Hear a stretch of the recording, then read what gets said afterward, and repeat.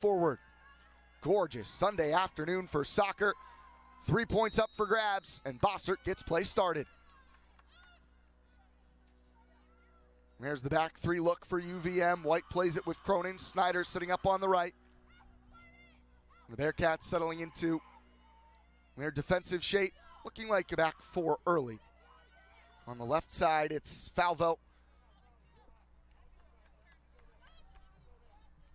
Herber centering things with Garofalo, the other central defender, and Megan Baker on the right side. Yeah, it looks like a 4-2-3-1 from Binghamton, where both of Binghamton's sixes are just man-marking the 10s from Vermont, which could open up a lot of space in the midfield. When there is a player like Ayer for the Catamounts, she's been so explosive this year. How would you approach that from the other touchline if you were coaching Binghamton? Yeah, I think what's important is just you always know where she is. You always have someone who's ready to step in. You don't necessarily have to be touch tight all the time, but you have to be able to arrive to the player when the ball arrives and make things difficult.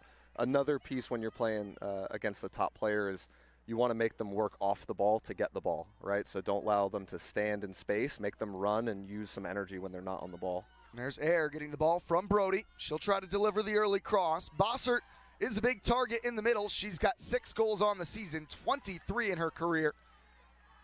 It's a dangerous and dynamic Catamount attacking group. Binghamton's defense this year have allowed 20 goals in 13 games. Some big numbers early against Canisius, where they surrendered 5. Recently beat UMBC in a shootout 4-3. The defense has steadied a touch for the Bearcats since the start of conference play. Remington unable to pick that one up, and there's Marsteller in the midfield.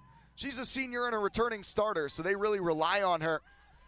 In the years past, she's been partnering with the McKnights, a big part of Binghamton's group. Herber intended for Ryder over the top. She's playing pretty centrally at the moment, and Oviedo all the way back to goal where Kylie Carafoli can handle.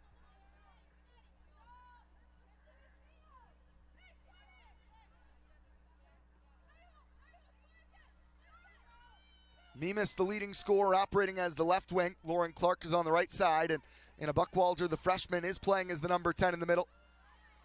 Ricochets off the Catamount freshman, Farah Yacoub. And the Bearcats have a throw-in.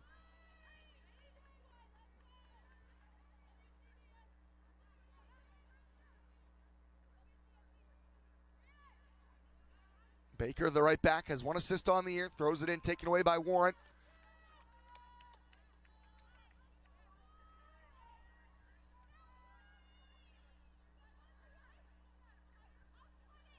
Binghamton, the reigning regular season conference champs, picked preseason to finish second behind the Maine Black Bears. Even despite all those offseason losses, they really lost 5 true starters from their starting 11 last year. They were upset in the America East semifinals by the 4th seed UMass Lowell Riverhawks. Trying to get back to the postseason, currently in that tie for 5th with the Albany Great Danes. Warren in a tight space, Snyder sprays it out.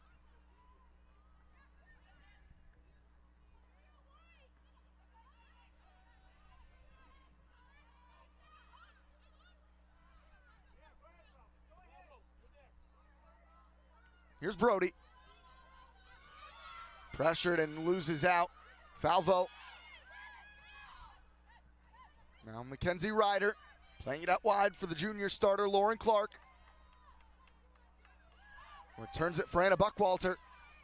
Buckwalter off target with her left. A turnover there from UVM, and it results in the first chance of the day for Binghamton. Yeah, Binghamton will be happy with getting the first shot in the game. Both these teams playing Thursday, Brad. How could that affect things when it comes to those legs, when it comes to all these players who are at this point so relied upon? I'd imagine just 2 days between games, less than ideal for both these coaches. Yeah, absolutely. I mean, it depends how the last game went. Sometimes, games can be slower pace, faster pace, obviously.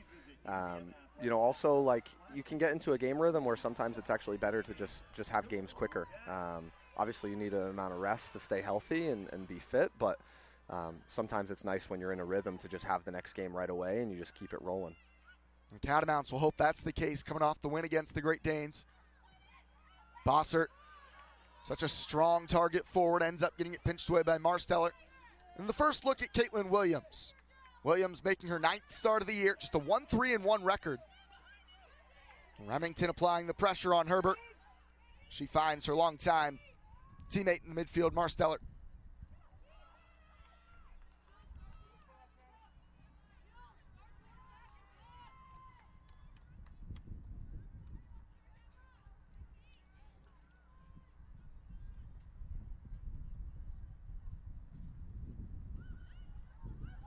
Another look at Bossert.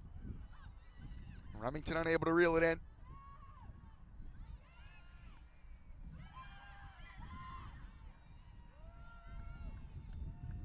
Cronin, one of the Catamount seniors, as it is senior day today. There will be 5 of them honored post-game. That's Remington tracking back, but Marsteller was with her all the way. You're right, Brad. There's not much room for Remington and Air in the early minutes. Those 6s are all over the 2 Catamount 10s. Yeah, they're following them wherever they go. This is Marsteller. She wants the early ball through, and it's a good one. Lauren Clark beaten to it by Kara Foley. Good-looking ball there.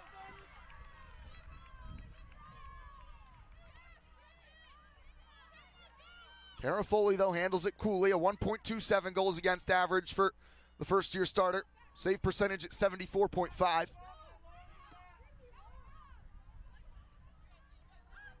Again, that's the look at Remington, trying to escape Marsteller. Air has been shouted everywhere she goes by Martillo. Isabella Martillo, who last year played in just 1 game, only 3 minutes in her junior season, now making her 4th start of the year and back-to-back starts as well. There is Martillo beating Air to it. Buckwalter.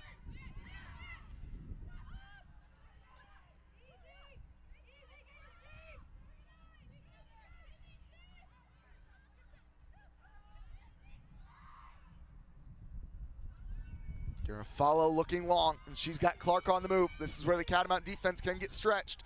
Cronin's over, driven on target, and Kara Foley knocks it down routinely. Look at all those numbers there forward in the black shirts, though, compared to the white numbers back.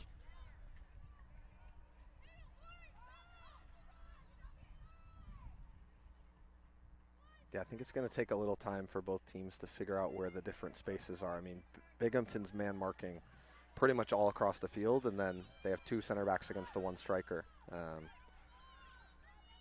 Does that leave space for the wings of Warren and Brody, or are they going to have difficulties as well? Yeah, it can. It's just they're still going to be 1v1 when they get the ball. So, there's a few ways that you can look to kind of manipulate teams when you're playing man-to-man. Lots of the time it has to do with just players rotating positions. So you might take a center midfielder, drag them out into a wide area, and now you might have a 1v1 where someone's not as comfortable defending in wide areas, that type of thing. Mimis plays a nice ball through, and a chance for Buckwalter. Binghamton in front. The freshman Anna Buckwalter with her 4th of the year. Incisive move from the Bearcats, and they lead early. I think the warning sign was there maybe a minute or 2 ago. There was a very similar pass that the goalkeeper did a great job coming out and getting, but just wasn't able to on that time. So the Bearcats score first in 16 matches this year for Vermont. This is only the 5th where they have conceded the opener. Previously, they are 0-3-1 when they do not score first, and those 3 losses, all of them they were shut out. So when they've gone down early in games, they have struggled to recover. Previously, their only result they've gotten from a game where they've conceded the opening goal was a 1-1 tie with Fairleigh Dickinson. A flip of the script as the Bearcats get on the board with Buckwalter, perhaps the inside track for Buckwalter in the America East Rookie of the Year race. 4 goals and 3 assists in your freshman year. That's quite productive. And Marsteller relieves pressure. Garofalo. Snyder defensive work to do now against Clark.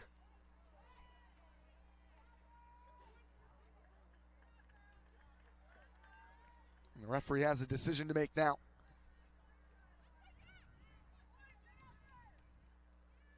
It's going to be a Catamount goal kick shielded out by Snyder.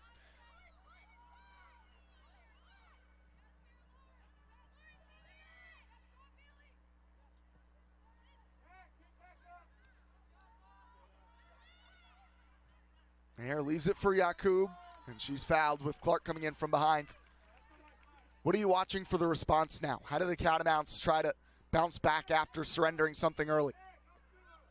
It's so early in the game. Does much change? Yeah, I don't think so. I mean, they would have come into the game saying they're going to plan to score, obviously, and that shouldn't change anything. There's plenty of time left. You never want to concede a goal, but when you do it when there's so much time to recover and adjust and change things, it's something they can overcome for sure. It is a Catamount attacking group that are as confident as they've been. The message following Thursday's victory was more about the defense. They were really pleased with getting their first conference shutout. Remington gets it away from Marsteller, who was pesky. It is challenging, though. You look around the field, and when Vermont has the ball and they're trying to build out, there's not really anyone that's free because, as I said, Binghamton's man marking. They're following players all around the field. It'll be interesting to see if they can sustain that pressure for a whole 90 minutes. That's a good ball from Warren, and Bossert rises up. It's going to fall for Air. Martello recovers. She's been all over Bailey Air.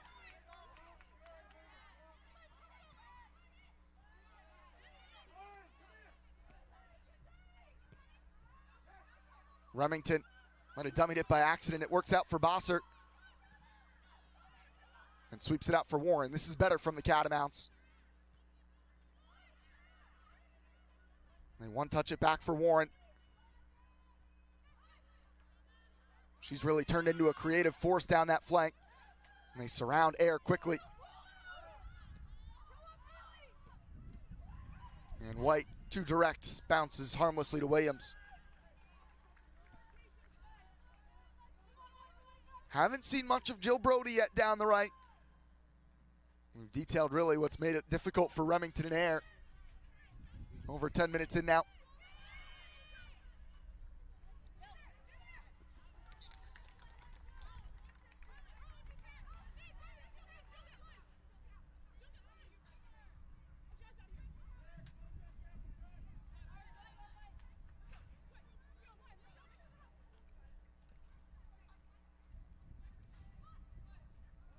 Throw-in intended for Bossert, headed away by the left back Falvo.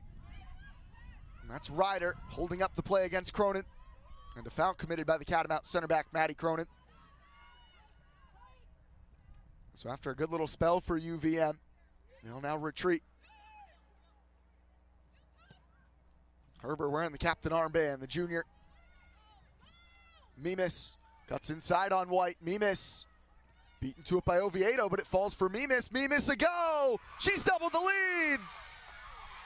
Hannah Mimas, her 7th goal of the season, was able to power her way along the touch line and tucks it into side netting. Kind of a goal from not much. Yeah, you can see Binghamton's playing direct into the channels, and the center backs for Vermont are having to track out pretty far, cover a lot of ground. Mimas has been instrumental in both goals. She assisted on the earlier Buckwalter finish. Well, now that is a drastic change. Not only have Binghamton started on the front foot, they've been able to extend their advantage, and the Catamounts are preparing a change not even 15 minutes in. It is one of those changes in the midfield. Jaslyn Oviedo is coming to the sideline. She was the one that lost out in the challenge to Mimas. And Audiatori is the replacement, Amelia Audiatori, who's been off the bench now in 6 consecutive games after she started 9 in a row when Lainey Ross was out due to an injury.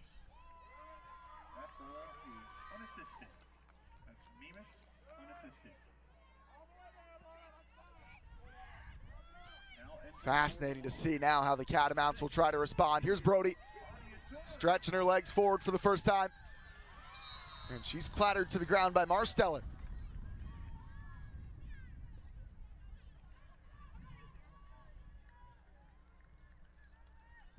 A positive start for Binghamton and have resulted in a pair of goals.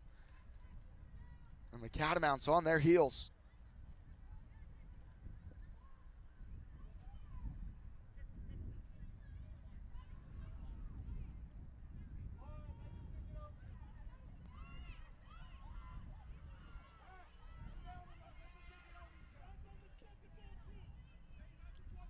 Center back Cronin, pretty difficult spot to deliver something from here. She'll try to loft something where they're stacking up on the far side of the field.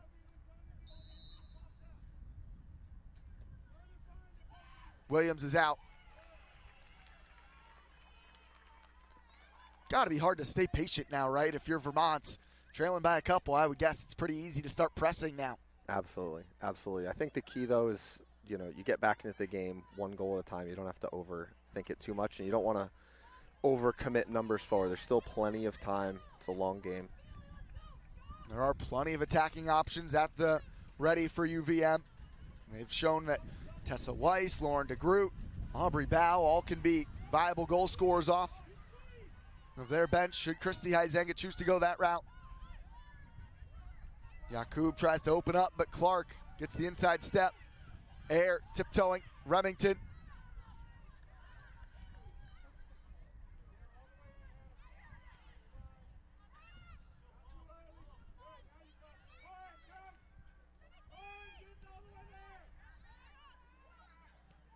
Yakub starting to find more spaces. Snyder, the early one. Remington lays this off for Amelia Audiatori. A first-time hit from Audiatori. Going to be tough to beat Williams from there, but that's better, though, from UVM. They found some spots and just found some room to breathe. Catamount Concessions is open for business inside Gutterson Fieldhouse. Please stop in for a snack and a beverage. Again, head to Gutterson Fieldhouse, where Catamount Concessions Garofalo, is open for business. Mimis, who's contributed to both of the Binghamton goals, gets the return, and now she's running away from Audiatori. It's Hannah Mimis. Tries to dish it off. This time, Kara Foley shepherded to the goal by Snyder.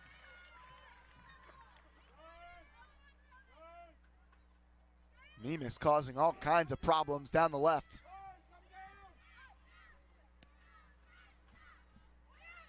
Marsteller gets it right back to Mimis.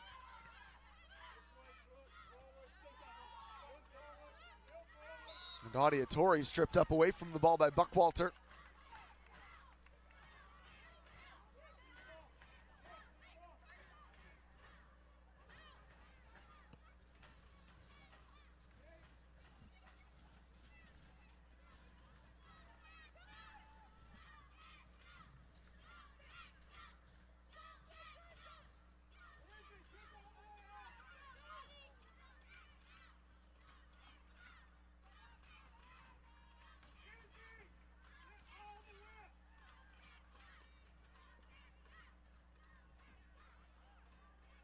Air finally gets on the ball, hits up Audiatori.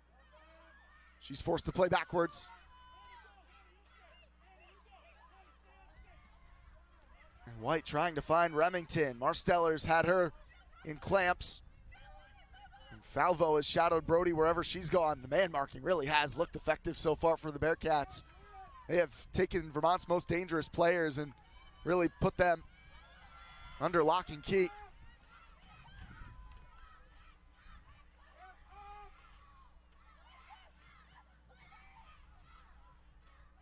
Bossert gets a piece of it, but it falls to Marsteller.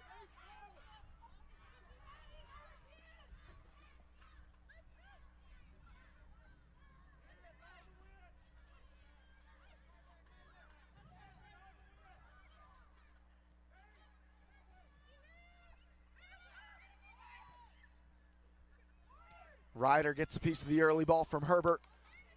That was Buckwalter who's found a way into a wide area. Just couldn't control it. Air's going to get on this against Martillo. This is Air when she's dangerous. Bailey Air's on the move. Look out now. Bailey Air slaloming forward. Just eventually ran into too much trouble. Play continues for Warren. And Williams sliding right to save at her near posts. There's a flash from Bailey Air. Absolutely, and you can see once you're on the ball and you beat the player who's man marking you, things do really open up, and it creates a little bit of a chain reaction where the next player steps in a little late and you can skip by people. What'll be interesting to watch is if there's a specific matchup that Vermont can find where they're finding success in possession, if they can keep getting that player the ball and just letting them go at the direct opponent. Let's see what Warren can do. Wide against Baker here. Trying to get on that favorite left foot. Drives in a good ball. Hooked into the middle. Brody's late arriving. Falvo excavates the defensive zone. And Mimas trying the outlet for Ryder. The referee telling Ryder to climb to her feet.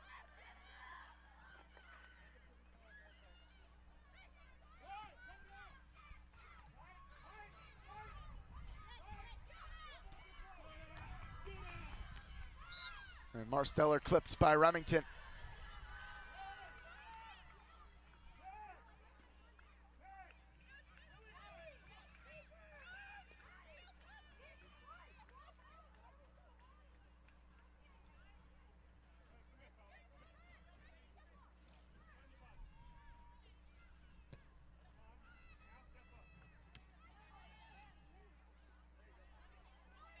Brody unable to control it along the sideline, leaves to the Falvo throw-in.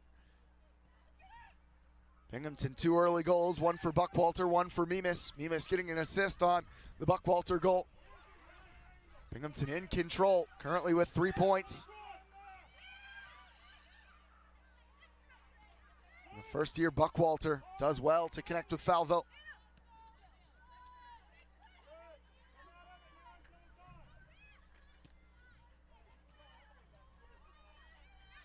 Mimas angling centrally, and she spotted the run of Baker.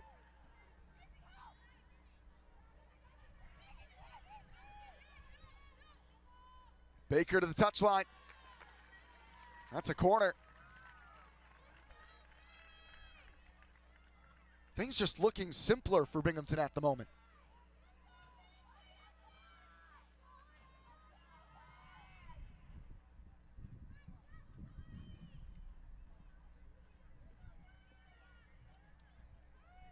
Binghamton corner to be taken by number 10, Anna Buckwalter. And it's Buckwalter who's over the corner.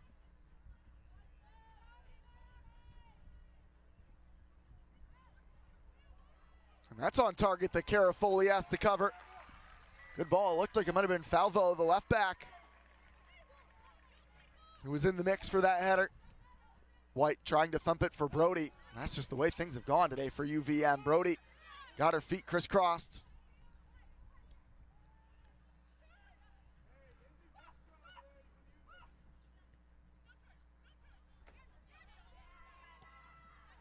Buckwalter looking down the line for Mimas.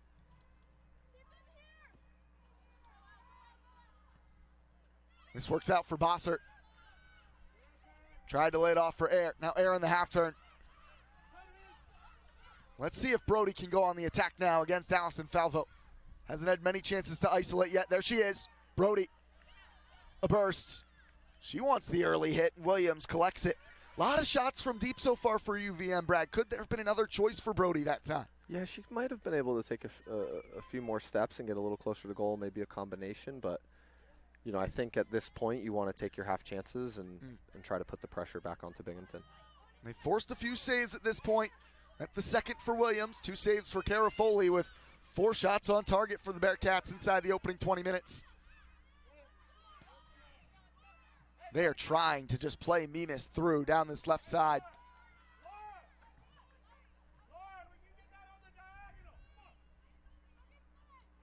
Yeah, you can tell Binghamton came in with a defensive plan to try to stifle Vermont, and then also, you know, get the ball forward quickly in transition and try to take advantage of spaces in wide areas specifically.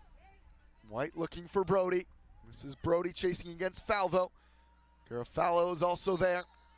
Well, you mentioned maybe just trying to get UVM to have different ways where they can get their best players on the ball. Does that look like Air checking deeper into the midfield? How does people like Air and Brody and their best players in this system find different pockets of space? Yeah, I think each player has different areas that they're, you know, most comfortable in, most successful in. So generally you want to allow them to stay in those types of pockets. I think the key is just having a lot of double movements all the time. So checking away from the ball, and, you know, when your teammate picks their head up, they're available for the pass, that's when you check to the ball. And you're trying to save the space that you actually want to arrive into, as opposed to kind of operating in that area too consistently. You know, so maybe if you're a 10, you drift higher up, and then at the last second you check back into the midfield where there should be a lot of space. You can do that in any position. Just, sure. You know, pick the spot you want to get it and drift away from it and then back towards it. We'll see. Air has, in her career, also played at that wingback spot. I'll be curious to see. Maybe she can shift out with Warren once or twice, try to get the ball wide. Auditori's found some room. And again, a searching ball. Brody's got wheels against Falvo. Brody got the touch to it, but can't race the ball to the end line. There was one UVM change recently. Tessa Weiss is on in the central attacking midfield. Now partnering with Air as one of the number 10s. She comes in for Remington. Yeah, you can kind of see the last minute or two, Vermont starting to find a little bit of joy on the right side with, good 1v1 play, getting to the end line, getting a shot. Things haven't quite worked out into a high-scoring chance, but I think it's a good sign, and still 21 minutes to go in the half. I was going to say, you surrender 2 early goals. The good news is they're early. Got still over an hour to work with here. Garofalo back to Williams.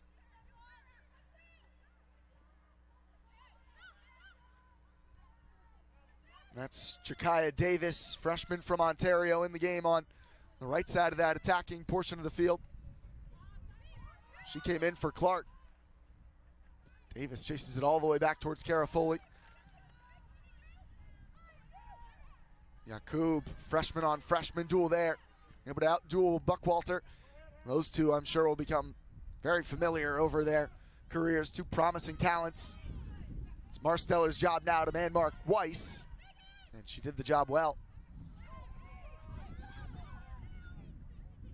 Both sides thought their player got fouled in that sequence. This is Air. She's dragged Martillo over to the right side here. Weiss gets the square ball. Early for Bossert. And now it's Warren isolating with Baker. Prefers to go on her left. Competent with the right, though. Baker, a late challenge. She won the ball. Snyder serves it. And Brody's called for the foul just with the hip bump on Falvo.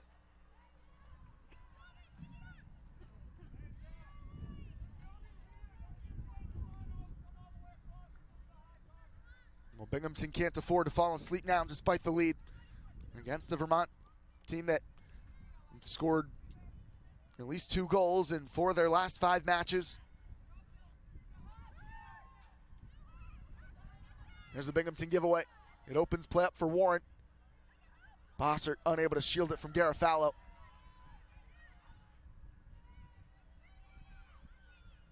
And Buckwalter with Davis who can run.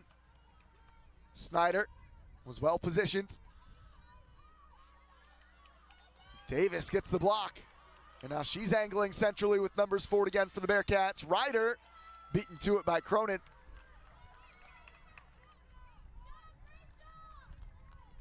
First bit of action for Davis getting forward in the Catamounts. Really, since surrendering the second goal, have defensive work to do.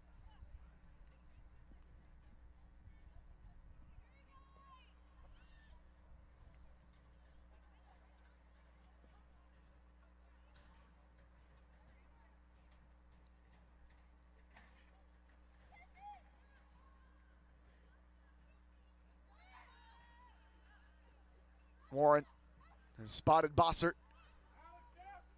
She lays this one off well for Yakub. Buckwalter felt she got fouled by Yakub, but Yakub will carry it forward. That's a ball over the top, but a bit too direct from Yakub trying to unlock Air.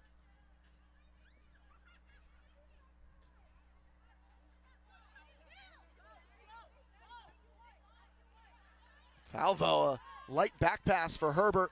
And Weiss's pressure made life difficult. The Catamounts have a throw in forward.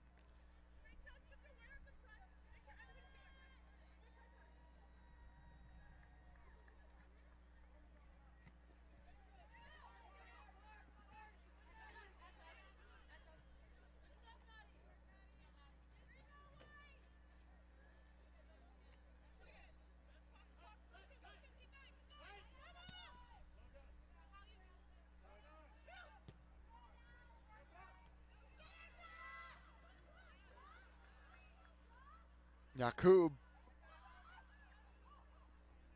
And now Warren. Air tried to go first time. The Catamounts felt that was off the hand of Martillo. Taken back by Warren. She sent Bossert wide. Weiss is in the middle. Bossert right along the edge of the 6. Brody's there to track down a recycled ball. It's Brody's turn to serve. Warren's arriving at the near post. Emma Warren growing into the game from her left wing back spot. A few signs of the Bearcats' defense tiring.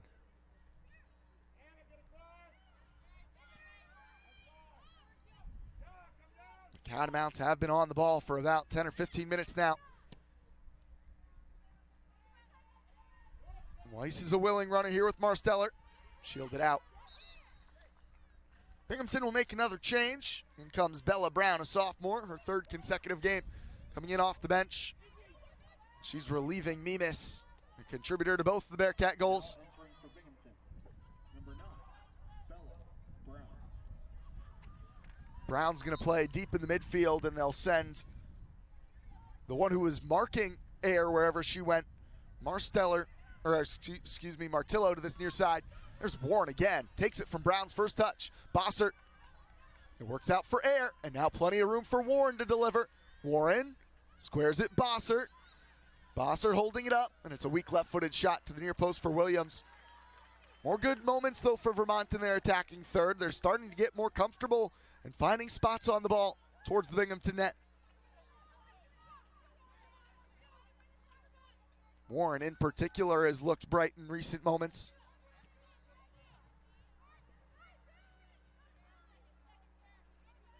Buck Walters here. Hops by Yakub.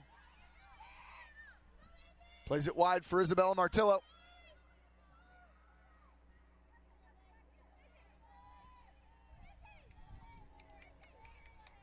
Martillo got around White. Audiatory intercepts.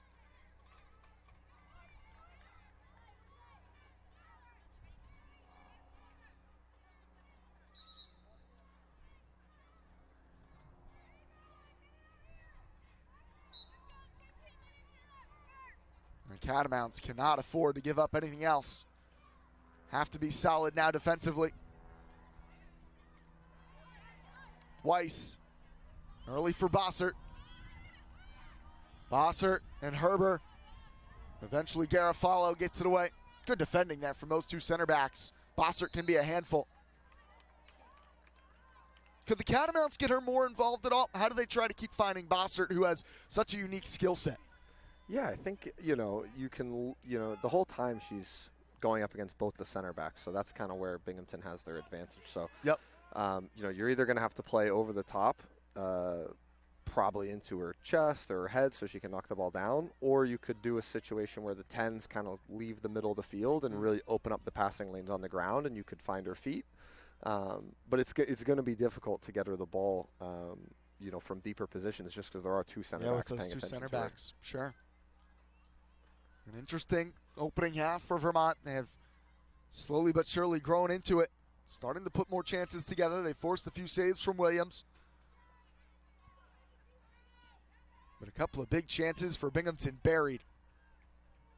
I think it's just a really important 13 minutes till the half. Lots of times a team who's up 2-0 here is going to obviously be feeling really good about their position, but a late goal for Vermont can, sometimes make it feel like momentum has changed, even if Binghamton still has the lead. Lainey Ross will return to the pitch. Ross, who's come off the bench now in 2 in a row following her early season lower body injury. Ross, the graduate student captain in her 61st career game, will now work with Audiatory. She's on for the freshman Yakub. That's out along the touchline, UVM throw.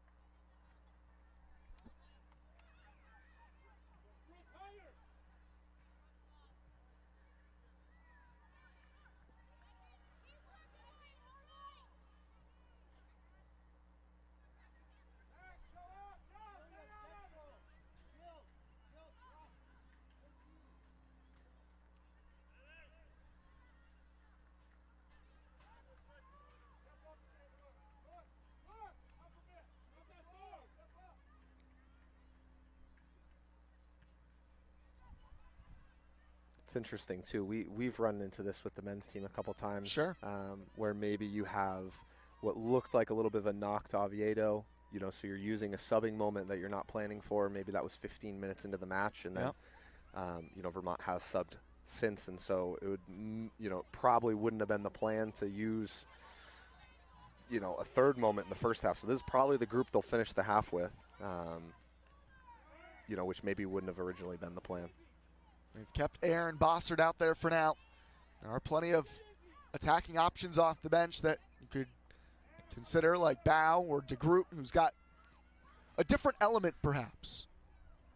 Garofoli has trouble. It's loose. Off the cross or off the post from Martillo. Cronin headed it back for Garofoli, who didn't grasp it cleanly. Dangerous moments there with Binghamton almost being gifted a third. Looked to me like, the heads back goalkeeper spilled it a little bit, and then it actually looked like it hit off the Binghamton player's hand, and that's what controlled the ball. It could be wrong. Chaos in the Catamount penalty area. And you've seen that a number of times. I mean, that one was a ball central, but Binghamton's done a good job of playing direct, and they're causing a lot of problems and chaos in the back line. They've been very direct. Weiss at full stretch. Reels it forward. Bossert had held her run, and that allowed Garofalo to come over, but it's misplayed by Falvo.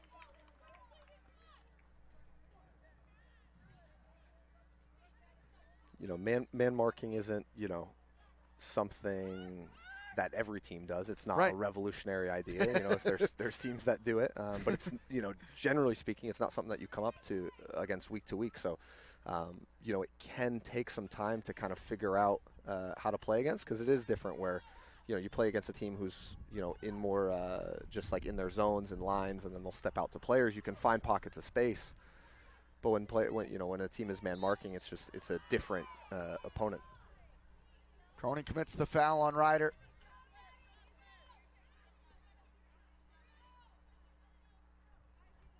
The Catamounts have looked more comfortable with that Binghamton game plan throughout this half, but still haven't really generated any major chances.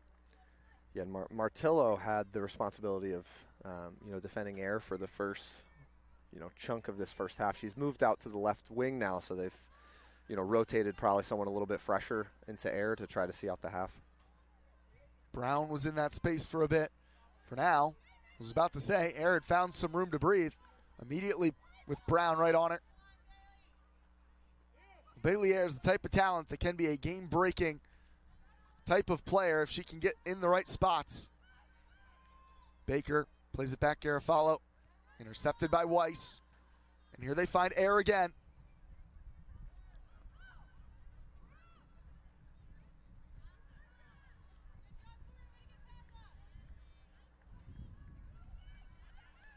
Bossert gets it caught under her feet. Garofalo up the line, and Snyder takes no chances. I'd imagine that's frustrating if you're the one that's getting all that focus. You're the one that's being just followed around. You're used to having a little bit more room to operate. What do you think the message will be to Air at half? Will it be some of those things like you said, where you can find your space, or will it be more just you've got to try to stay patient if you can? Yeah, it's a tricky one. I think it all depends on the coach and the player and their relationship. And, you really want to think about just what does the player need to hear? It can be different for everyone. Yeah. For me, I would want her to just continue being aggressive and force the issue. Like this. Here goes Air to the end line. Earns a corner.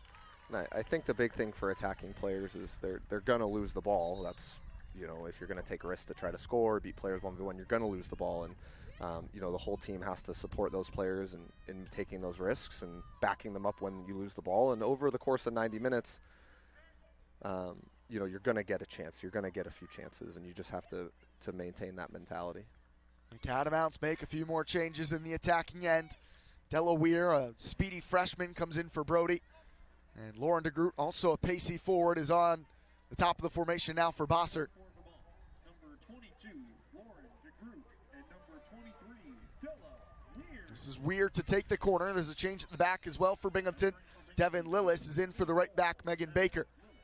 As Weir delivers the corner. It gets by Ross.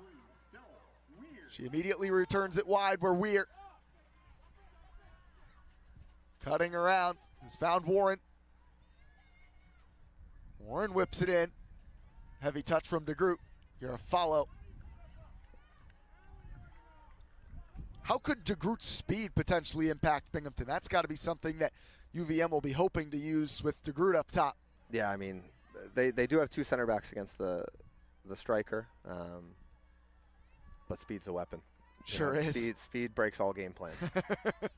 DeGroot's got pace for days. I think as well, she's a different player than Bossert, so it's just a different type of problem that gets caused. So you might go through 35, 40 minutes of the first half. This is working. We understand, how the game rhythm is, and then you throw someone out there who just has a different play style. That can cause problems just because you have to adapt. That's what the Catamounts will be hoping for in the final stages of this half. Air, able to slide by Brown. They quickly close her down. Air earns the foul, and Brad, this is right in Bailey Air territory. And she put her hand in the air, wants a card, and gets it. This is the best chance for Vermont of the half yet. 25 yards from goal. Pretty much dead center, can go goalkeeper side or over the wall. Sometimes when the free kick is 3-4 yards closer, it's actually hard to go over the wall just because of the distance, but this is a really good position where you can go to either side. It's Brown who gets shown the card. 4 in the Binghamton wall. 2 early Binghamton goals. The Catamounts trying to get back within 1. It is Bailey Air. Got too much of it. She's convinced that it took a touch. Did not. It's a goal kick.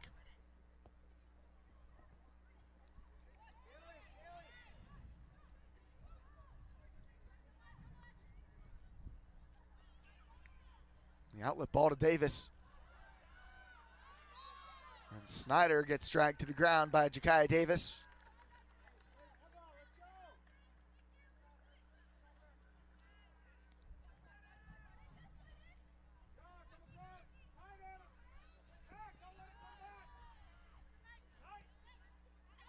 Ross. White was fouled.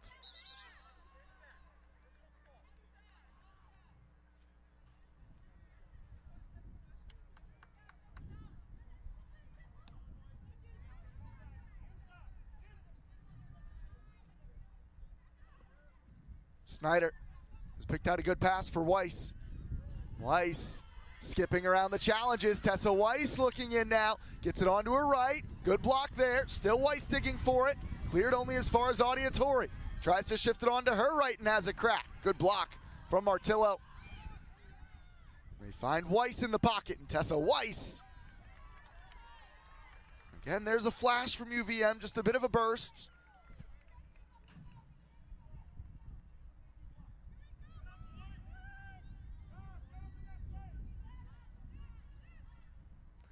There was another foul in the build-up there. The ref played advantage, which, was a good advantage, I would say.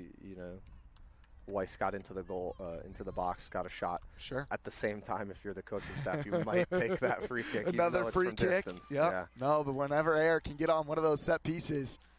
She's calibrated from the last one. Right. Too much on that one from Cronin, and Williams makes the claim. Will be interesting. I'm curious to just follow the goalkeeper setup for Binghamton. Williams and Kessler this season have made a change at the half 6 different times. So that is something they've become accustomed to. We'll see if Rebecca Kessler gets used at all following halftime. Just the 2 saves so far this half on 2 shots on goal made by Williams. It's very interesting to change your goalie at half. I've not heard of that often. No, but that's something that Binghamton have done with relative routine this season. The Bearcats do recover well on Air. We focused a lot on Bailey Air throughout this half. The Catamounts running a lot of their attack through the league's leading goal scorer. Here's Ross. Wide for Warren. Again, they find Air. Keeps her feet around Brown. Thought about the go from deep. Buckwalter comes over to get the attempted pass blocked. This is Weir's first touch of the ball against Falvo. The left back Falvo earlier was making life impossible for Brody. Now she's right on the back of Weir.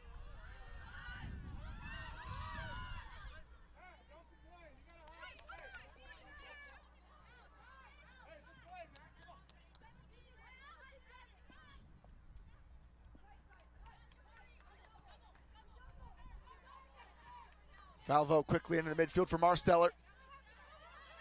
She trips up, and it's DeGroot on the run.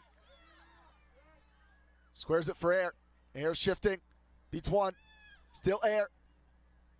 Sprays it wide around a challenge. Audiatori. Weiss. Ross under some pressure from Davis. The Catamounts holding the ball late in this opening half. Snyder serves it early. DeGroot will apply the pressure on Garofalo and commits the foul.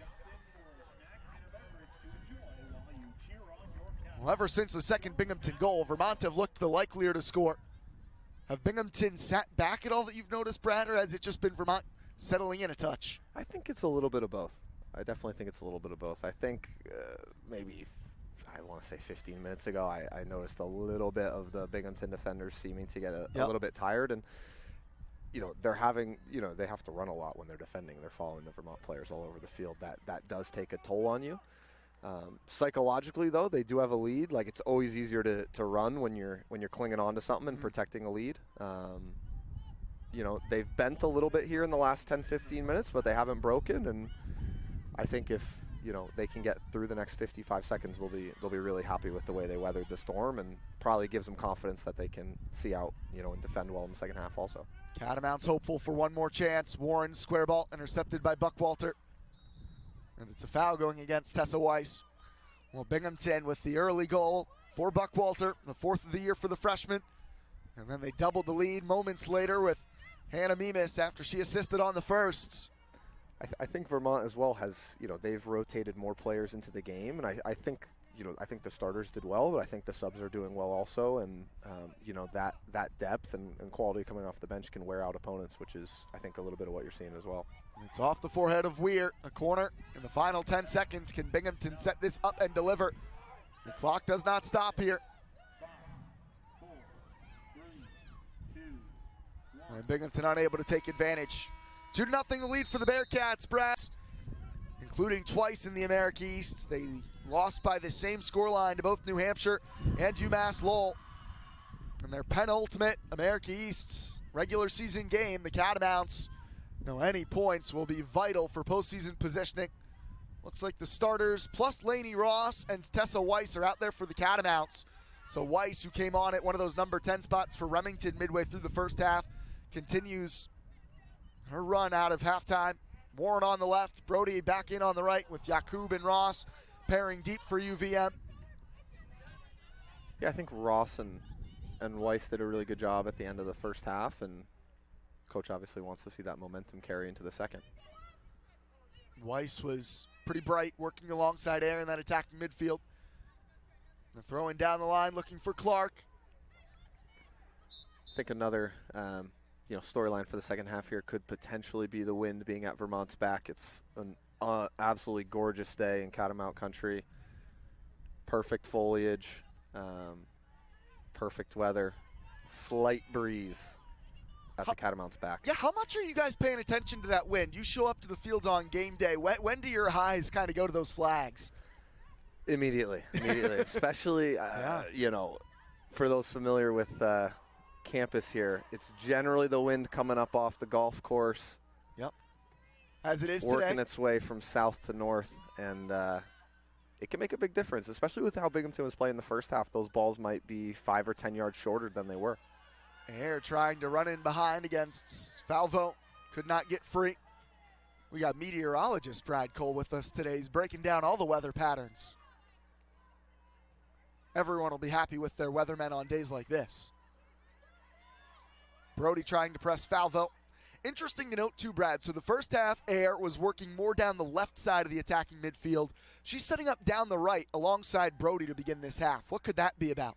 Yeah, it's interesting. I think, time will tell. It could be just, maybe trying to find a different matchup defensively, just trying to have a different look.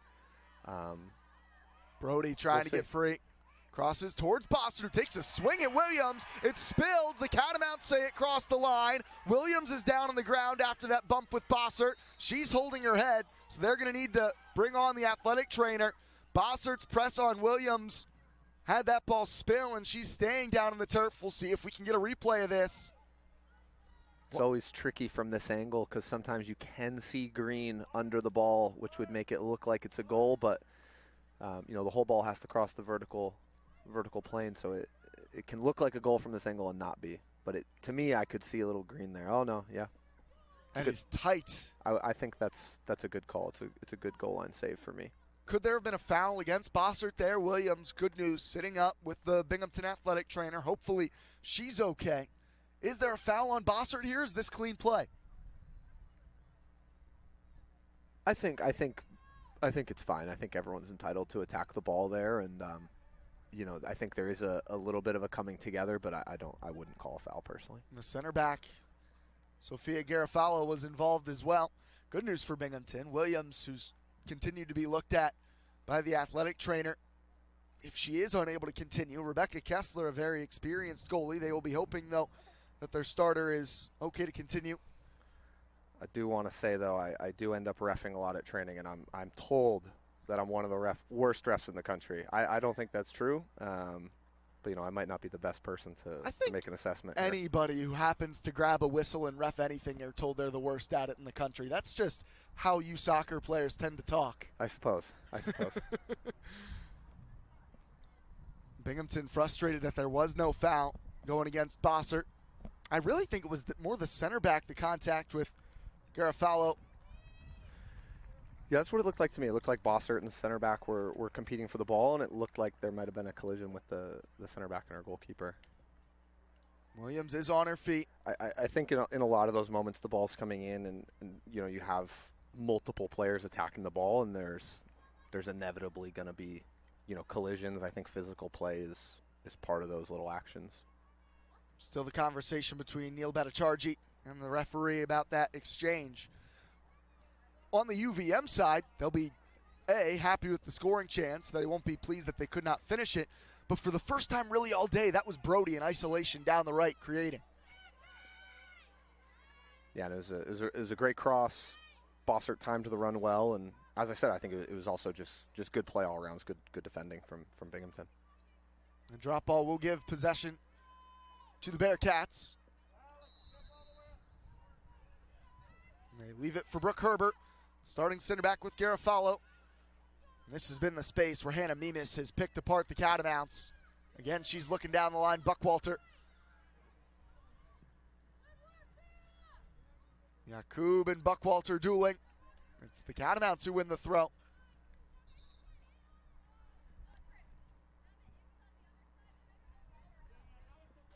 A win today for Binghamton would go 4 games in a row unbeaten for them. They would climb to 10 points in the table, which each of the last 5 seasons in which there have been 8 league games played in the conference, or 7 league games played in the conference, 10 points has gotten you into the playoffs. So Binghamton, still with 2 conference games remaining after today, would feel in a comfortable position if they could get 3 points. UVM need just 1 point to get to that 10-point marker. Both these teams will feel at this point in the season they've still got a chance to get in that 3rd or 4th spot and get that first round home game. Buckwalter.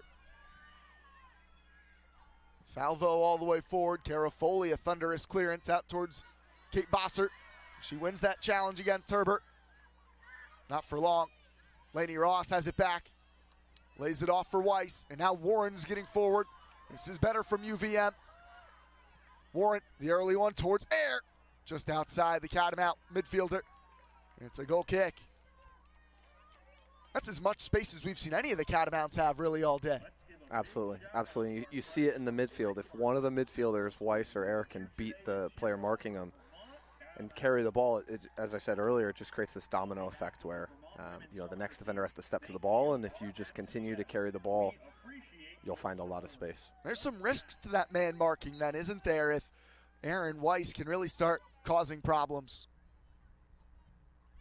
Yeah, and you see these moments too when Binghamton's trying to build out, like Vermont is still committing a lot of numbers forward. Yeah, look at Binghamton now streaming forward in transition. Mimis speeding away from White. Cronin has to come over. Cronin throws the challenge in. It's still Mimis. Carafoli sprawling out. It's put in at the back posts. Lauren Clark. 3-0.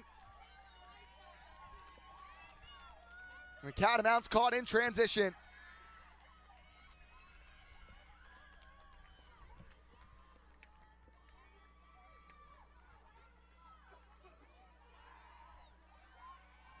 Carafoli got a piece of it, but then Clark was alone at the back posts.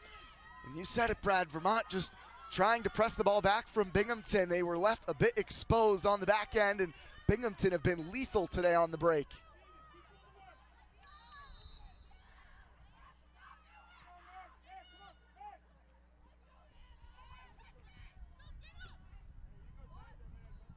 Binghamton goal scored by number 26, Lauren Clark.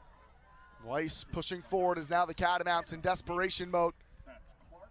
This is going to arrive to Brody. Good ball across from Weiss. Brody skies the shot. Again, better from UVM. They didn't get many of those chances for Brody in the first half, but now facing this big deficit, every moment and every scoring chance just feels as if you've got to find the back of the net.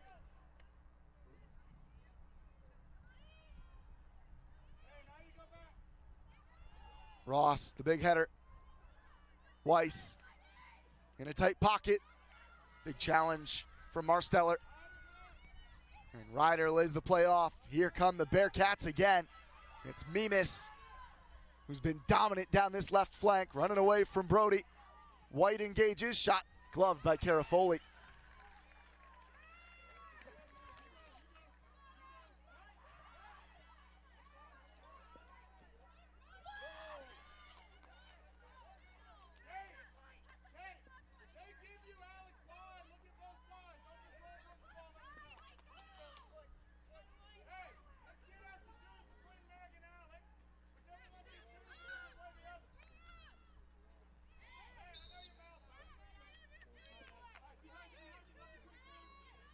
And now Binghamton can be very comfortable on the ball.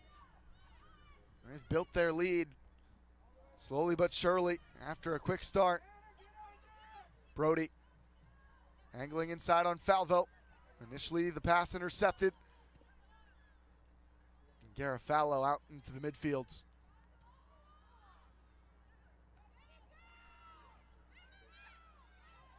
Weiss puts it into the path of Bossert. Kate Bossert turning, gets it onto her left, has a drive. Now it comes to Bossert's right foot. She was unable to keep it. And Ryder does well, pushes it wide to the most recent goal scorer, Clark. And still Clark. Too much for Buckwalter. White trying to dribble through traffic.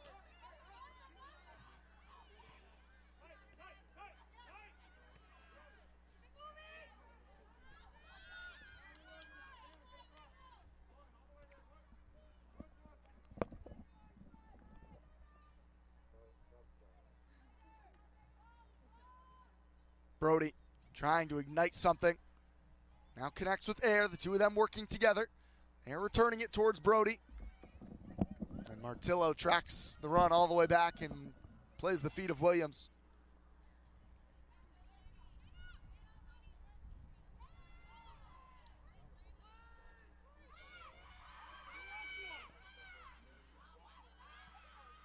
And Brody from an offside position.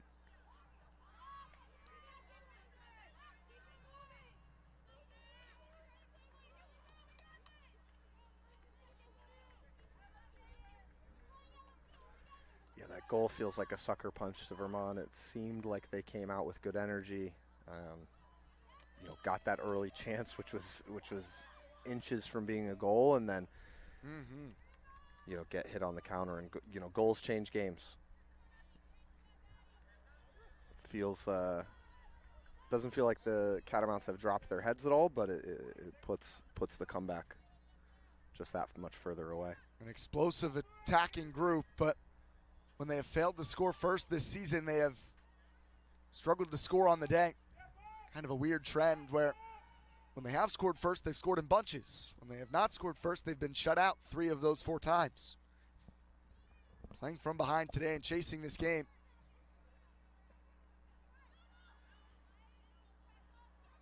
Call me an optimist, but I still feel like there's an opportunity and here. I think the bench would feel the same, the way they have so many attacking pieces, the way this team have scored this season. Still 35 minutes to operate. And, you know, from up here, there's no sign of them letting up at all. Look at Mimis run here. Cronin does get the header back to Carafoli, though. Those flashes of danger still lurking, though. Binghamton present that running over the top. Absolutely, but with the score 3-0 at this point, Vermont's going to live with that, and they're going to have numbers high up the field. Here goes Air. Warren tackled by Baker. Reeled in Ross. I think with how competitive the conference is too, and with the Catamounts showing, you know, throughout the entire season they can compete with, you know, and beat any team in the conference. These are moments where you want to kind of see the team be resilient and come together. And you know, the reality is that they're in a really competitive spot in the table, and they just need to keep grinding. And regardless of what the result is today, you want to leave with your head held high and, you know, gain, you know, some competitive confidence and understand that you're not going to roll over for anyone. It's an interesting next half hour of play in that sense. The eyes of the rest of the league will also be on this match. Currently, the Great Danes of UAlbany and the Maine Black Bears are in progress. UMass Lowell and NJIT is just getting started. Later today, Bryant takes on New Hampshire. You said it, there is a very competitive stretch of really the top 8 teams all feeling as if they've got a chance to make the playoffs. NJIT with just 1 point on the year, maybe falling out of it, but if they can get a result today against UMass Lowell, they could be back in the thick of things. While the Black Bears, unbeaten at the top of the league, Maine, easily they could have fallen right here at Virtue Field. The Catamounts leading that match 2-0. A foul going against Yakub as she upends Ryder.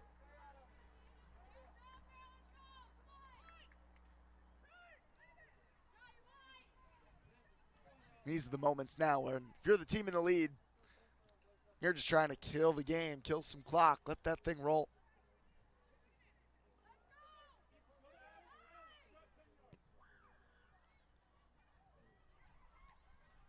White gets it away at the back posts.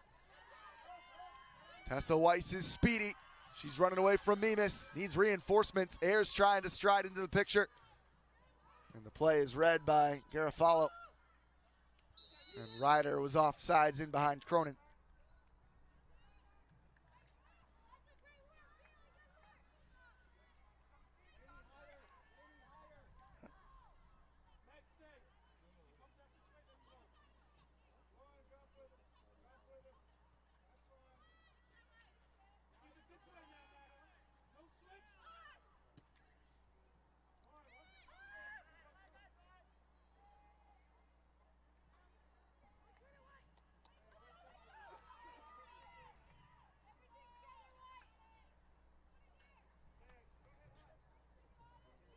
Williams just plays it short. Herbert.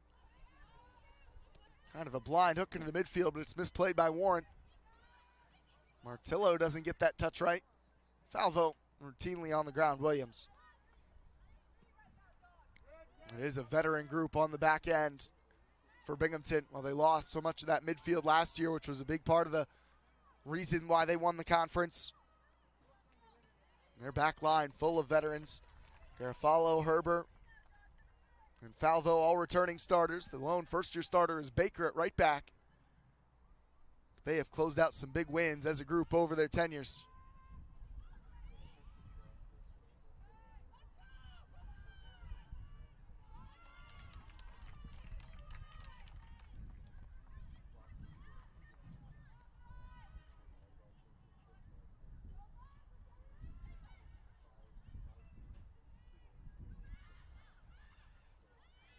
Brody blindly back for White. She's able to do well against Ryder. Looks like Davis is going to check back in for Binghamton. She subbed into the front line in the first half. I thought she brought good energy and with Binghamton being a little bit, deeper here and playing a bit more on the counter still, it could provide a really good threat for them in transition. Well, certainly dangerous down there right side against Snyder. Here's Clark. She's being chased backwards. Baker touches it wide.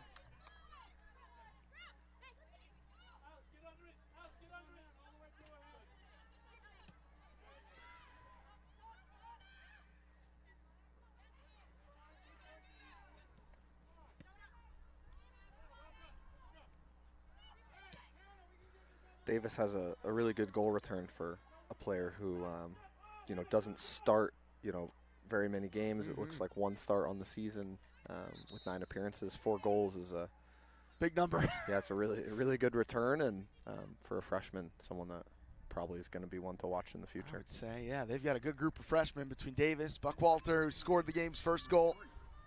For me, it might be the America East Rookie of the Year, Buckwalter, with now 4 goals as a true freshman with 3 assists. A young group for Binghamton, replacing all those veterans they did lose from last year. Davis now in the game. This is Baker, the right back. She serves it towards Davis. Ryder takes a swing. Now Ryder on the half volley, caught it sweetly, but just over the bar.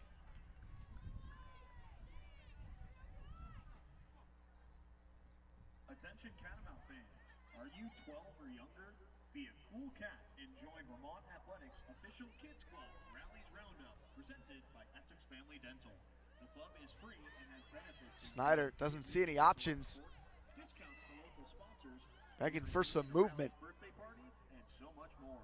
For more information and to sign up, please visit the marketing table or log in to www.uvmathletics.com. And Ross is caught. Looks like Vermont are going to go with DeGroot. Yeah, it looks like they're going to play with 2 strikers. That'll be a different look. It will change the dynamic. Binghamton's been set up with the 2 center backs against the 1 striker from Vermont. It'll be interesting to see if Binghamton adjusts and goes with 3 center backs just to maintain that +1. Williams under pressure from Bossert. Gives up the throw-in, and this gives Vermont the chance to sub. I think as well, if they do play up top together, DeGroot and Bossert, it provides a good tandem where you have one speedy player and one really good hold-up player, and it could provide some really good opportunities. The Catamounts take out one of their holding midfielders, Yakub. It is DeGroot working with Bossert. At the top of the formation, DeGroot with 7 career goals, has a good track record. And here she is on the front foot immediately. DeGroot to the end line. Works it back for Brody. Brody skipping through. Jill Brody, a knuckler that beat Williams, but nobody arriving for the touch. That was quite the service. It is a Binghamton throw-in. Yeah, it looked like it took a touch to me. I thought that was a Catamount throw. Williams did not get a piece of it. Already, though, the impact of DeGroot helped create that chance. This is where Vermont need to be careful, though. Mimas plays it through for Davis. And White, good cover.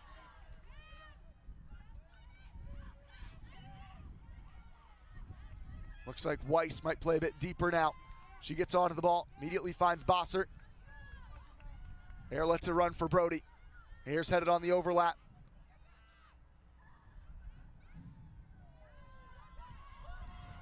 It's a goal kick. It's off of Weiss on the slide.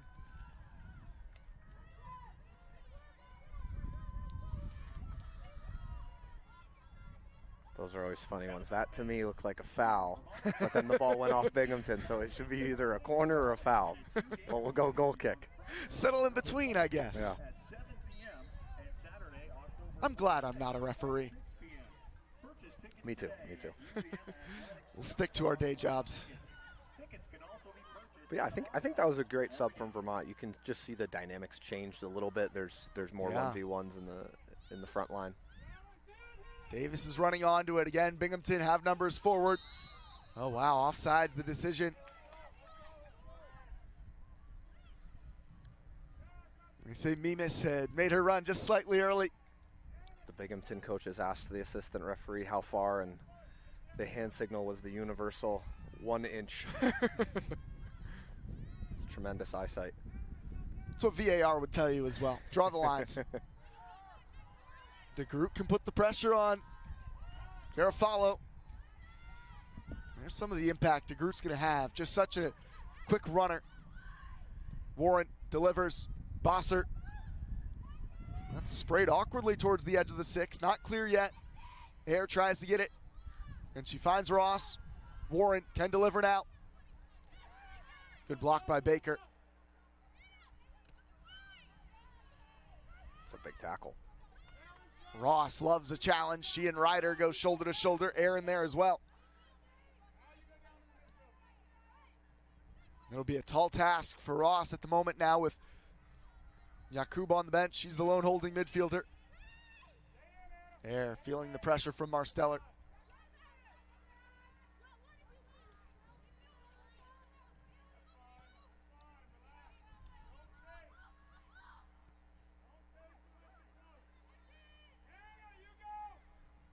White. Bossert. That first touch just popping up in the air on the Catamount striker.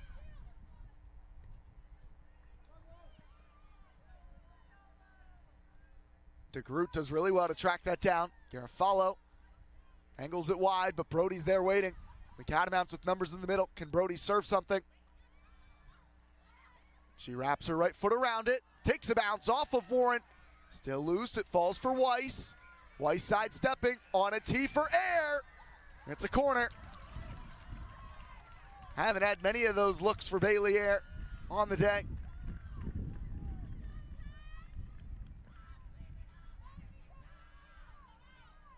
Two-striker dynamics definitely building some additional pressure. The Catamounts need to find a goal and find one soon. And then the chase can begin. Can they generate something here off a corner through Snyder? Warren flashing as a short option. And Williams makes the catch inside her 6 away from Bossert.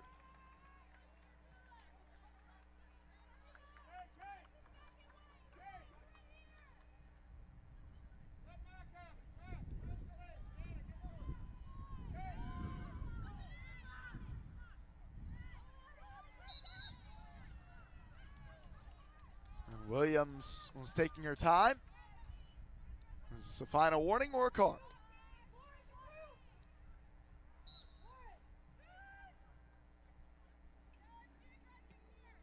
Just a warning.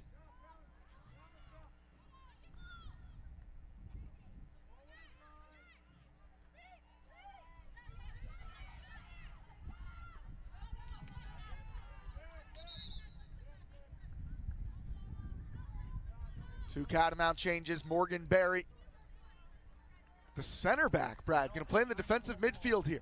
So without Oviedo, they go with the true freshman from Canada, Berry. A very physical player now as the lone holding midfielder. Mandela Weir's come in down the left side. She'll run where Warren was.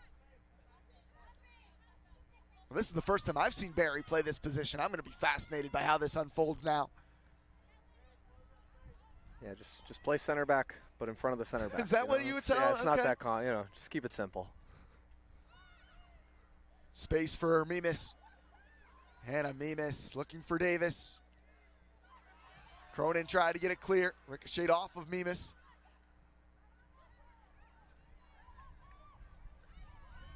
Hare trying to send DeGroot on the chase. Marsteller.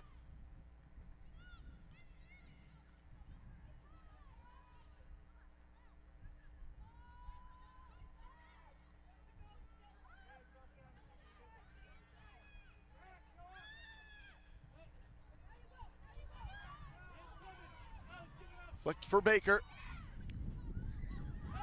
And she's fouled by Weir. Yeah, Baker did really well to get out of that situation. Part of this Binghamton back line that have impressed today.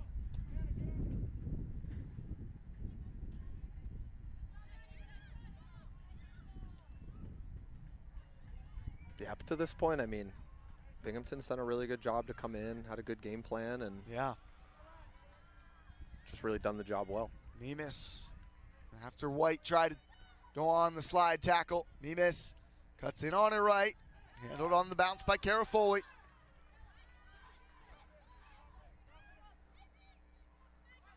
It's hard to see for the folks at home, but when Binghamton has the ball in the Vermont half, it is straight up 2v2. Vermont is leaving the two strikers high. It's leading to a pretty open game here. It's how Vermont want to play. They just would prefer to be playing an open style where it was closer to 1-1, 2-2 instead of 3-0. But there you get a decent look at Snyder in isolation with Davis, and now Davis. Snyder recovers. Yeah, that was a really good competitive duel there from both players. Baker trying to go immediately back down this side.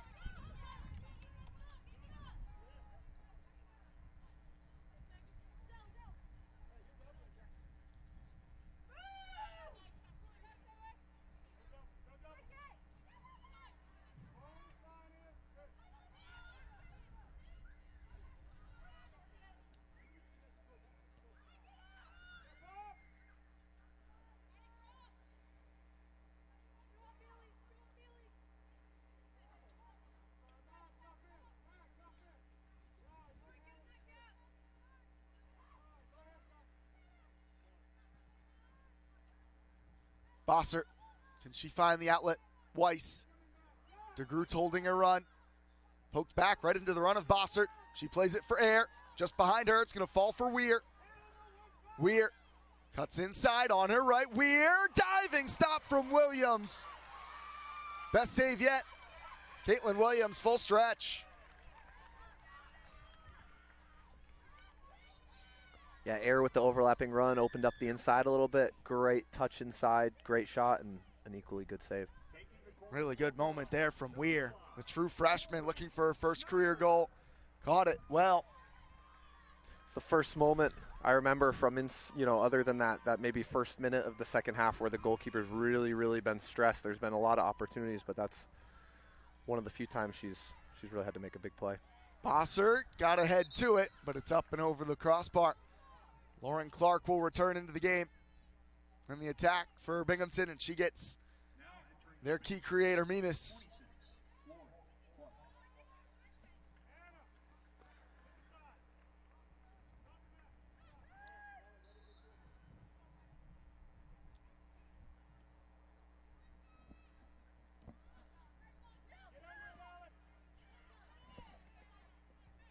Baker just spraying it down the line. Clark over to Chase, out of room.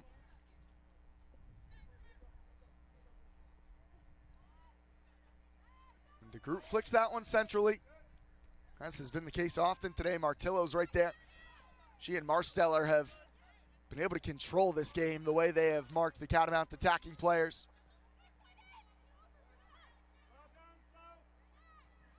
And it works for Falvo.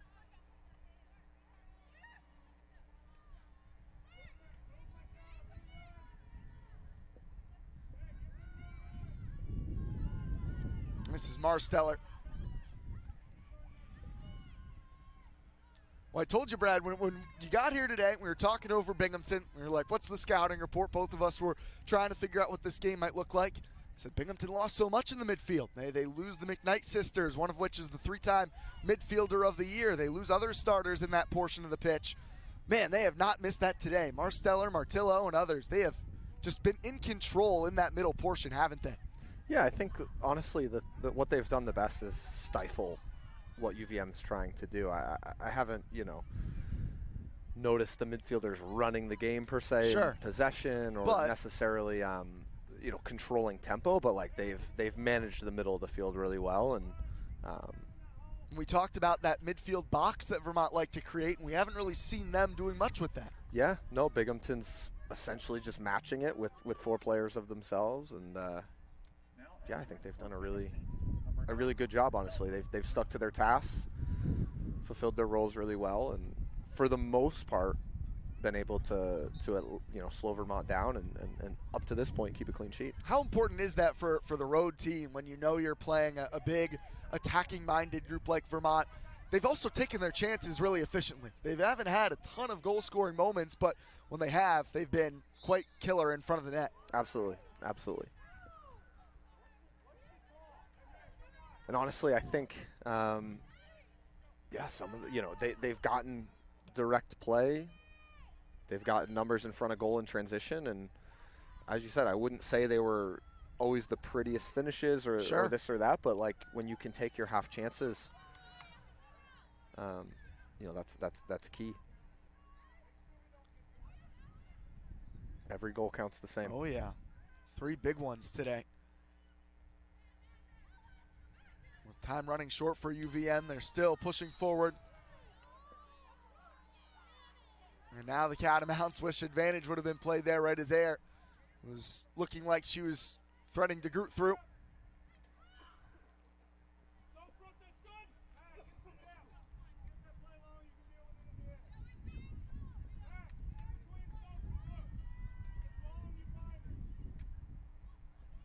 Cronin with that wind at her back.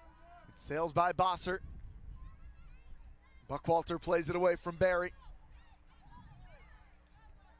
And there's Barry's recovery. Able to do the job against Bella Brown, who's back in that midfield for the Bearcats.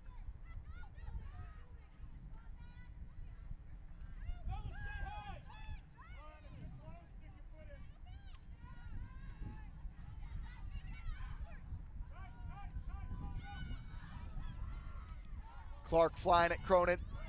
Snyder. And now you can see all the numbers that the Catamounts have forward. Snyder, a searching ball that skips by Brody. Desperation time for UVM. Sydney Remington will return.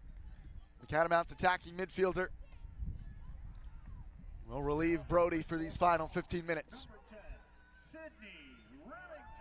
Yeah, looks like Weiss is going to go out into the right wing back position.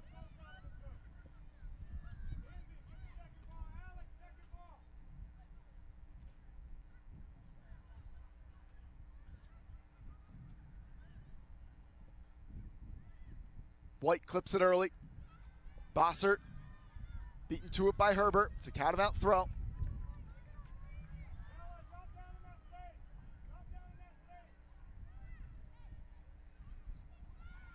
Weiss, a hopeful one for Bossert. Herbert's had her covered.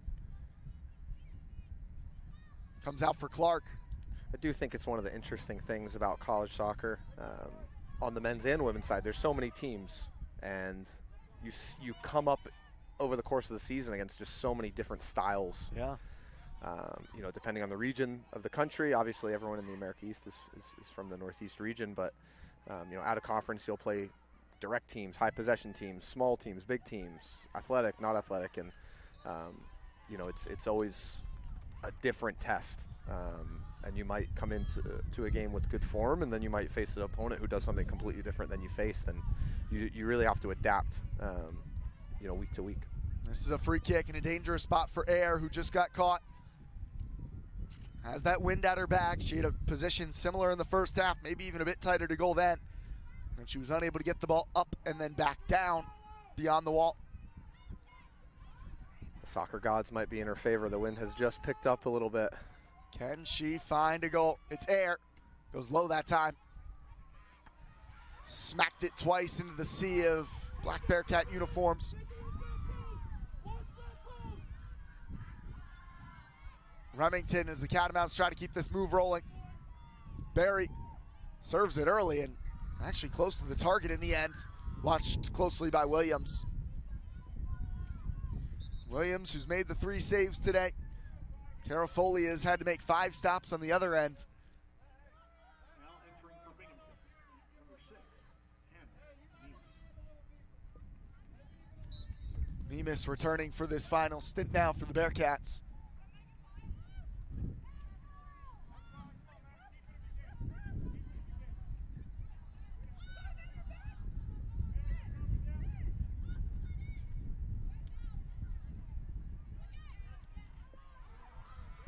Barry, the big challenge against Marsteller. The Freshman's not afraid of a challenge. Works out for the Catamounts. Weiss has fed Bossert.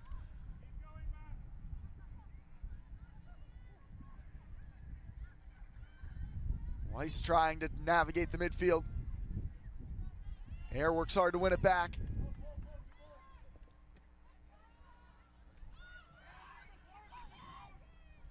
And Barry miscues that one for Weiss.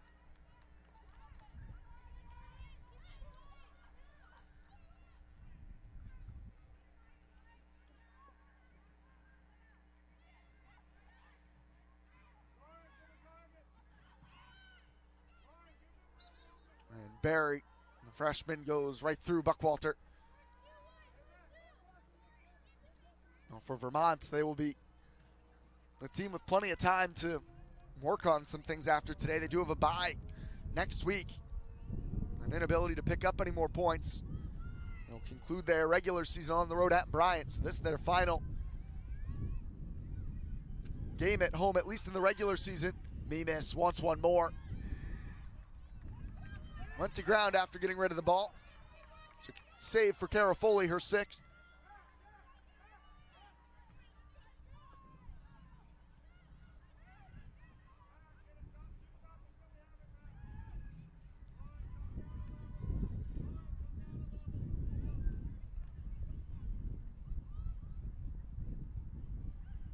White plays Remington.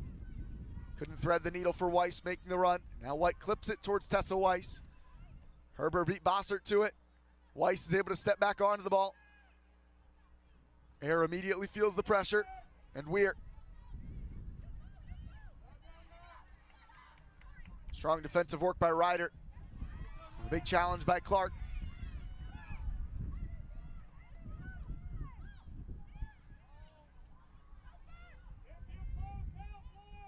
DeGroot out of options.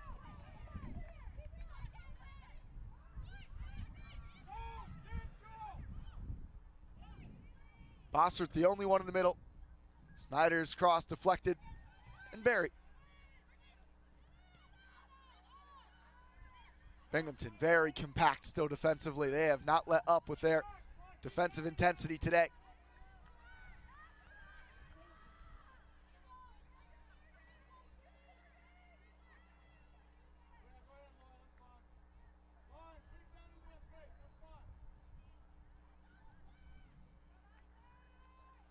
And Bossert sprays it out.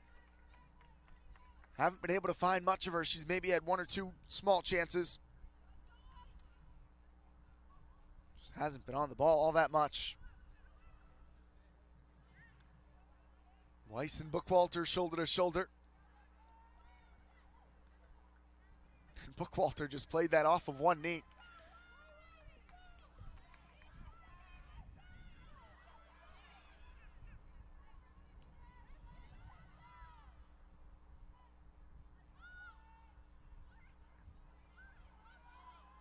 Clark working backwards.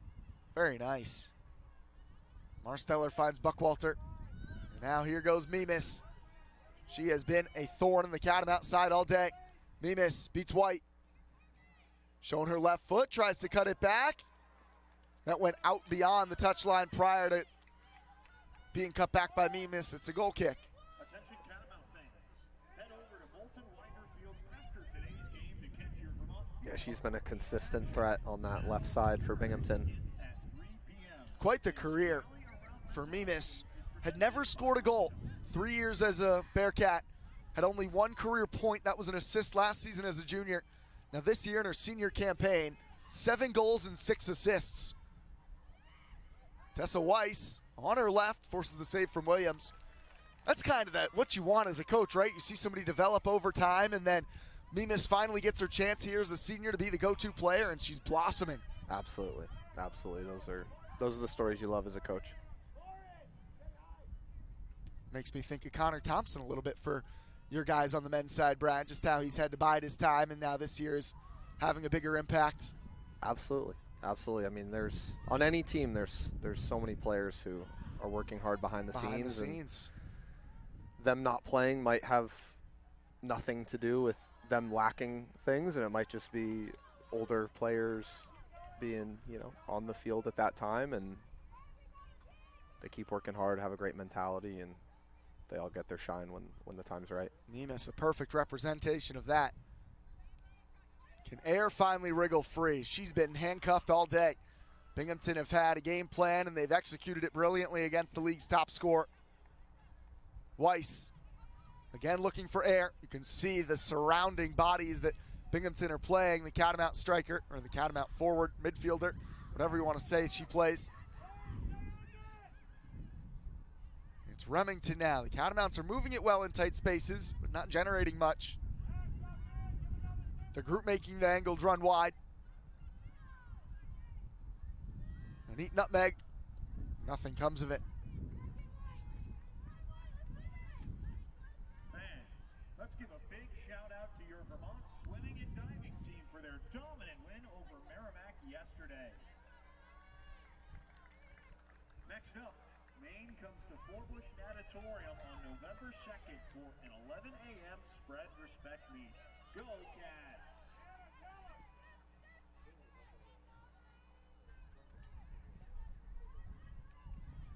That took a touch off of Weiss. Oh, no, it didn't. Positive touch from Remington.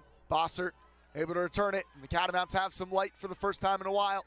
Remington waits to serve. Searching for options now. And Weiss, a 60-degree wedge on that first swing.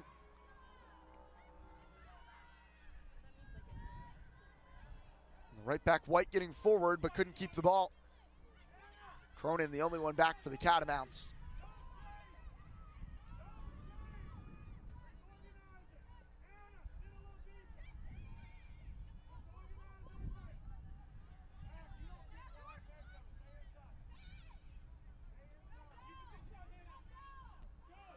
Cronin has trouble. It's Clark racing on Cronin. Cronin throws the challenge in. The referee's looking at his assistant, and they say it's all fair play. Cronin and Clark shoulder to shoulder, no foul. Almost a bad giveaway from the Catamount captain, but a big recovery in the end.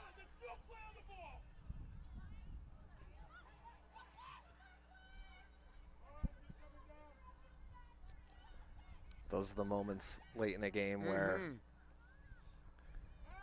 I think that could have gone either way. I think if it's a foul, it's the last defender. It's probably a red card, and that just turns a frustrating afternoon into a very frustrating afternoon.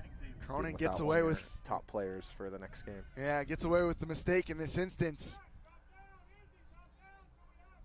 The Catamounts pushing forward again. They've had some real daylight down the right all of a sudden. DeGroot was able to chop one across, but too far for Weir. But with the bye week coming up, Brad, no games for essentially a week and a half for UVM. They don't play again until Halloween. Obviously, there's so much that any team can work on, but when you have all that time, how would you attack a bye week with just that many time, that late in the season, in between matches you're playing? That's kind of a unique circumstance. Yeah, I think, the first thing is you can get some time off. Take a day, take 2 days. Lots of times this time of year, it's as much about a mental break, just kind of reset. Sure. And then I think, it gives you a lot of time to work on certain things and, tactically and, maybe some technical stuff that you can just, get really sharp in front of goal or passing or dribbling, whatever, each player needs to work on. But I think a big piece, too, is you have to find days during that break where you can get a really, really competitive training session in, whether that's small-sided games, bigger games, but just you really don't want to have a 10-day break where you're not finding days to really compete. Then you end up with ring rust, right, where you're just not really at the same competitive edge that you were. So it's all about finding balance. It will be vital for this Catamount team to be on point when they return to action against Bryant. Williams is coming out. Bossert getting there late. With just one conference game remaining, they could be chasing points in that final match day of America East action, of course, depending on other results that come through today and next weekend. By the time we see UVM in uniform again, it could be a completely different playoff picture. As it stands, they're in a good spot entering today, even with now it will most definitely be a 3 points to the visitors, Binghamton. A lot can change from now to Thursday in 2 weeks' time. Yeah, I think it looked like coming in today there was maybe 5 teams separated by 3 points. Correct. Obviously, Maine kind of up ahead, and the first and second have a little bit of breathing room, but everyone else is really competitive. Makes for a really fun league. There have been results that have been surprising. There have been topsy-turvy finishes, games that look one way at half, have not finished that way. Today it's been all Bearcats. 2 goals in the first 13 minutes. Added a second half. Cherry on top. They've enjoyed themselves in the October sunshine here in Vermont. They're headed towards what will be their 6th consecutive victory over UVM. The last time the Catamounts got a result against Binghamton was back in 2018. It's the 24th ever meeting. And the Bearcats controlling this rivalry as of late. Still Vermont pushing forward into the final minute.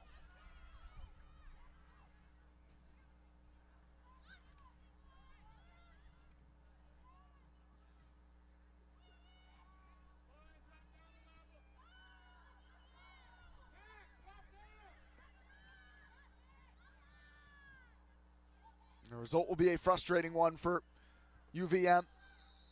It's going to be a Catamount throw here. You can tell even with the 3-0 lead, the Binghamton staff really wants to get the clean sheet. With how tight the standings are, you never know whether it's going to come down to head-to-head goal differential. Every single goal against, goal for, point matters so much at this time of the year. They're working on their first shutout in conference play. Tackled away by Ryder.